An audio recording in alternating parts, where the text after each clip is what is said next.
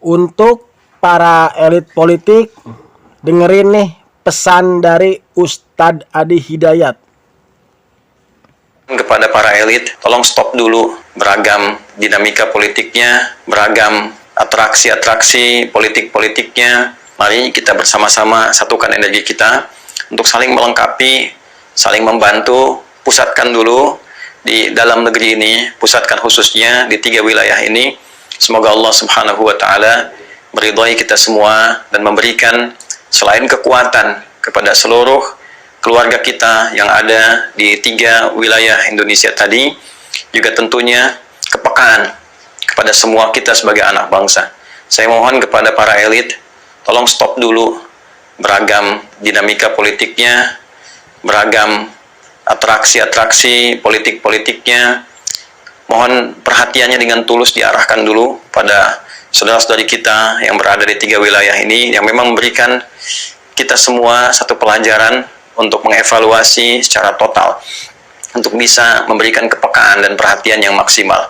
Tentu saja saya meyakini perhatian itu ada, tinggal barangkali prioritas yang harus kita tempatkan. Kemarin pemerintah merasa tersaingi dan sekarang merasa iri. Sumpah ya, gue dan kalian semua yang udah donasi buat Sumatera pada kesel. Sekarang artis dan influencer yang buka donasi buat bencana disuruh izin dulu. Duit-duit rakyat, ya nyari rakyat, yang ngumpulin rakyat buat bantu rakyat. Tapi kayak ambil duit Anda ya Pak, koreksi kalau bener. Agak rada-rada ya kelakuan pemerintah di negara ini. Kalau kolot ya kolot aja, nggak usah ngajak. Sekarang itu nggak kepake sistem koloni, kebiasaan hidup di zaman penjajahan. Gue nggak bisa bayangin kalau napas juga harus izin ke negara. Ingin sekali berkata kasar. Ya kayak nggak habis-habis gitu kelakuan mereka. Kontribusi nggak ada, ngasih bantuan kemudahan juga enggak, tapi nuntut. Anda siapa Pak? Rakyat aja nggak keberatan buat bantu, dipersulit lagi sama makhluk anomali ini. Gue berani ngomong selantang ini atas nama kemanusiaan. Kirain yang kemarin nyindir Bang Ferry bisa jadi evaluasi buat yang lain, biar nggak asal bacot. Jadi pemimpin negara minimal jadi orang yang benar aja. Susah banget ya? Ngerasa berhak Pak? Nggak malu sama uban? Kalian yang mestinya di garda terdepan sehingga mengurangi beban, tapi malah jadi beban. 10 miliar kalian berisik. Coba kalau 1 juta, 2 juta diam kalian. Mau dapat jatah? Mau dipajakin? Susah ya kalau manusia berpenyakit hati. Orang kena musibah bukan buru-buru dibantu, malah dipersulit. 1 detik mereka itu taruhannya nyawa. Minta izin dulu. Yang ada, yang dibantu itu keburu meninggal. Dan mengurus izin dengan regulasi yang sama-sama kita tahu di negara pungli ini. Buang-buang waktu. Dan jumlah donasinya itu bisa berkurang setengah habis izin. Beda cara kerja rakyat dan pemerintah, nggak ribet. Kalau rakyat itu langsung gerak, nggak lemot. Kita udah tahu kelakuan yang di atas itu gimana. Makanya rakyat kagak ada yang percaya sama kalian, lebih percaya influencer. Pemerintah apa pemeras sih? Giliran korupsi duit rakyat, emang kalian izin? Tanggung jawab negara udah dibantu rakyat. Belajar bilang makasih, bukan nyari untung, nyari panggung. Yang kemarin nyinyir karena nggak dapat nama, sekarang karena nggak dapat jatah. Capek banget jadi warga plus 62, pakai audit-audit segala lagi. Kinerja kalian aja audit sama arus kas negara ini. Kami yang lebih berhak tahu kemana aja uang kami dipakai. Kok malah ngatur sih? Sumpah, enak banget gua, giliran duit aja cepet. Yang ngasih aja ikhlas, yang nggak dapat jatah yang paling berisik. Nggak ada orang yang suka sistem perizinan di negara ini. Selain lelet, ruwet, lama, udah, ujung-ujungnya duit. Dikira kita nggak tahu kali ya? Udah nyumbang berapa ribu sih Pak? Bertanya dengan nada teriak. Kali ini gue setuju ya, selain donatur dilarang ngatur. Bantuan asing ditolak, bantuan rakyat dipersulit, terobsesi sama Israel. Cek langsung orangnya ya, penting banget punya menteri sosial yang berjiwa sosial, bukannya Dutch. Ternyata menteri sosial tidak seperti namanya sosial. Ini mah sama dengan menteri pribadi. Di saat orang lain berlomba-lomba untuk membantu menggalang dana, ini mah sibuk mencari celah. Salah satunya izin buat yang penggalang dana. Mungkin benar kata Simba tadi, setiap sesuatu yang berizin pasti ujung-ujungnya duit. Apakah seperti itu masih berlaku sampai sekarang? Ya, masih berlaku. Karena negara ini entah kenapa dikit-dikit pajak. Bahkan KDM pun pernah berkata, kalau kita membantu untuk donasi, jangan potong pajak. Sudah jelas di situ. Karena donasi itu diutamakan buat membantu yang membutuhkan, menolong orang yang kena bencana. Bukan sibuk ngurusin pajak. Apalagi izin. Sudah kebaca alunya kemana. Sampai sekarang, gimana tindakan kelanjutannya? Apakah masih kekeh? Harus minta izin dulu?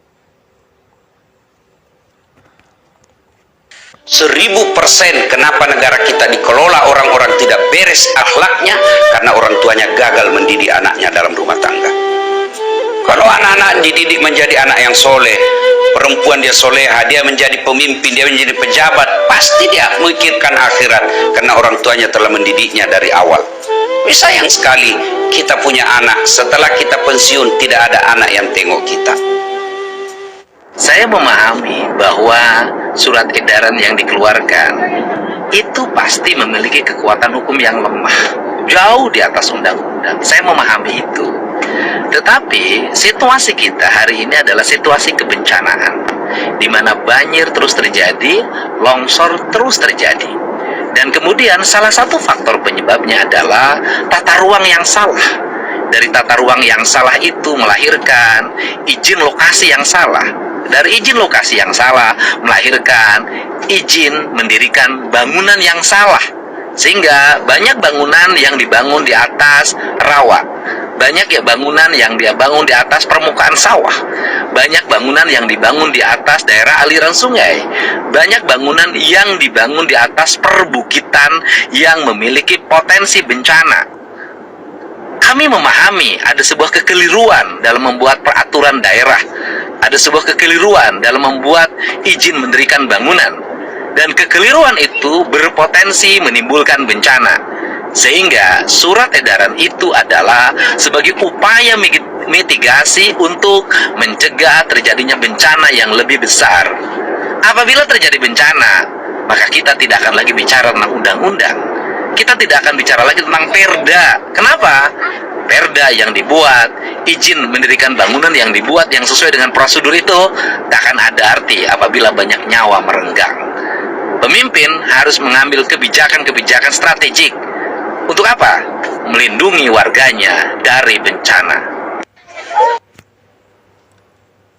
Itu sebenarnya pukulan buat pemerintah sebelumnya yang seakan mengabaikan lingkungan, semacam membuat tempat wisata di atas gunung, membuat food estate di pegunungan, hotel, villa.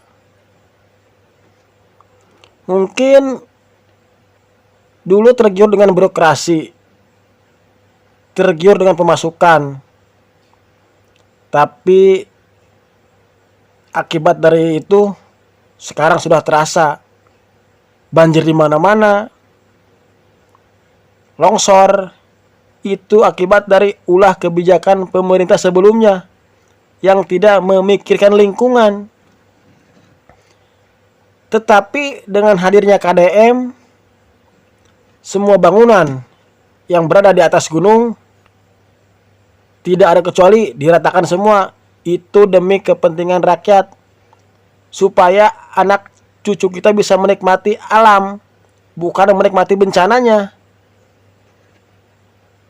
Coba kalau kita bayangin, dari sekarang kita hutan dibabat, gunung digundulin, nanti anak cucu kita bukan merasakan keindahan alam, tetapi merasakan bencana yang akan datang.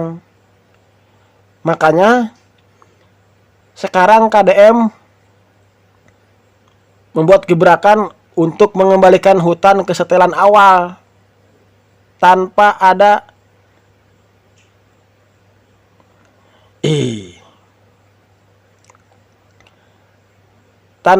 bangunan-bangunan yang tidak semestinya. Ya ini warga Jawa Barat ya, yang asal orang Tasik, orang Garut, Majalengka, Subang, Purwakarta, Karawang, 19 orang. Hari ini saya urusin tiketnya dari Bandara Renggele. ke Kuala Namu Medan, dan kemudian dari Kuala Namu Medan nanti diberangkatkan menuju Jakarta. Semuanya disiapin lewat pesawat, ya. Nanti kalau di Jakarta diantar ke rumahnya masing-masing, ya kan? Ya udah, yang penting itu selesai satu-satu. Saya harus ngurusin lagi yang di Takengon, ya. Oke, beres ya? Semuanya udah selesai. Nah. Di saat menteri-menteri yang lain sibuk ngurusin izin tentang donasi, lain dengan KDM, dia terus ngurus rakyat Jabar yang berada di Pulau Sumatera, di Aceh, di Medan. Dan alhamdulillah sekarang sebagian besar sudah bisa pulang ke tanah Jabar berkat bantuan media sosial. Bahkan kemarin KDM pernah berkata, bagi warga Jabar yang terdampak bencana, mohon diposting ke media sosial masing-masing agar Pemprov Jabar mengetahui di mana lokasinya. Sebenarnya tindakan KDM ini bakal memicu kontroversi, bahkan memicu kecemburuan pejabat yang lain, dan ujung-ujungnya bakal sindir menyindir, nyinyir, bahkan menjelek-jelekan. Tetapi dengan banyaknya yang nyinyir KDM, bukannya mundur, tapi dia malah lebih semangat untuk memajukan Jawa Barat di mata Indonesia. Om Jen lagi nuju viral, jadi galak saurna. Ya, pertama Om Jen meminta maaf pada semua netizen, semua orang yang pas ketemu Egy berperilaku yang kurang menyenangkan, cenderung emosional dan berkata-kata kasar. Memang ini anak lain daripada yang lain, sifatnya, karakternya itu lain daripada anak yang lain, sehingga kami cara mendidiknya pun dengan cara yang lain. Gak bisa sekaligus, harus secara perlahan, pelan-pelan. Terutama nih anak gak bisa dipaksa, memang gak bisa dipaksa. Jadi kadang-kadang kenapa sih Om Jen kenapa ini kadang melakukan pembiaran, bukan melakukan pembiaran, dia pelan-pelan. Karena kalau dipaksa lebih parah lagi. Ini anak biasanya kalau dipaksa dalam hal apapun dia cenderung emosional, berkata-kata kasar, galak. Itu biasanya suka ada pemaksaan.